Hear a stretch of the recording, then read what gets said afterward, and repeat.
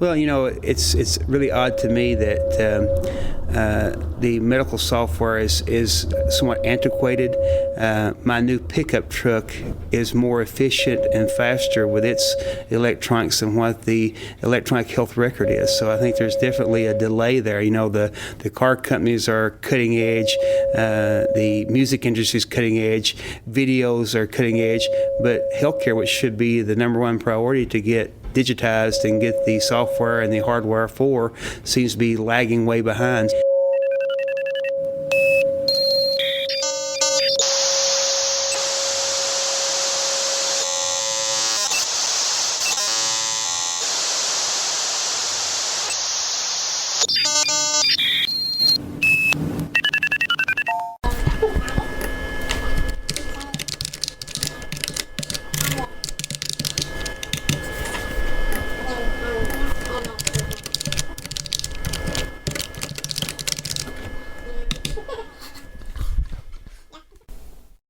My name is Van Breeding. I'm a family practice doctor here at the Weisberg Medical Clinic, but also serve as the Director of Clinical Services for MCHC.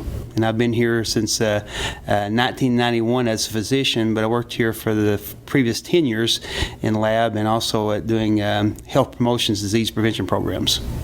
Yeah, we went to electronic medical records about 2 years ago now, and have a lot of issues because of the internet speed. I work both here at Weisberg and at the Leatherwood Clinic, and we have clinics in different areas in Harlan County and down in Owsley County and also at Buckhorn. And we have a lot of interruptions in our ability to get on the internet, to get information from the hospital, to get information back from our main servers here.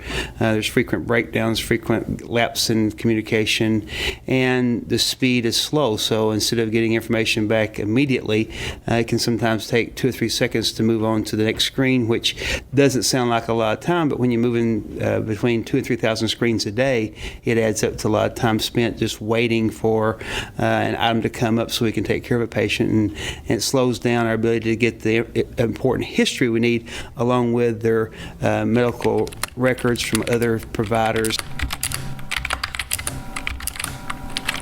Here in this area, it costs probably, I think, to get a good 10 megabyte per second connection, say like for a residential or a small business, that's at least $80 to $100 per month. Whereas in, say, Lexington, Kentucky, you can get 60 megabytes per second for $40 or $50. But then as far as like the clinic that I work at, we have a type of internet connection that's actually only 6 megabytes per second.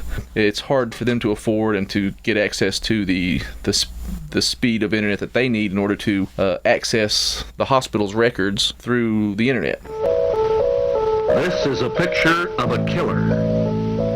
A killer that takes the lives of coal miners every year.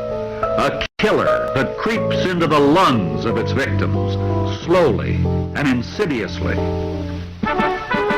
The contamination in the lungs is so great that the miner is no longer able to work. Unfortunately, the introduction of electronic health records, which is supposed to make patient care smoother and more efficient, has made patient care slower, more cumbersome, and not as readily able to tell what's wrong with the patient by looking at the old chart on the computer than it was when we had paper charts.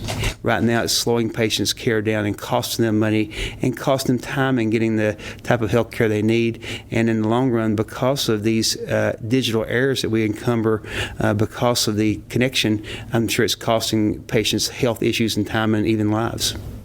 It's apparent that the problems surrounding the switch from pen and paper to a more digitally based healthcare system have a solution, but wherein do those answers lie? In order to keep up with present-day standards within healthcare, it's imperative that something be done to make sure that these systems operate at a speed and efficiency that is up to par with patients' and doctors' needs.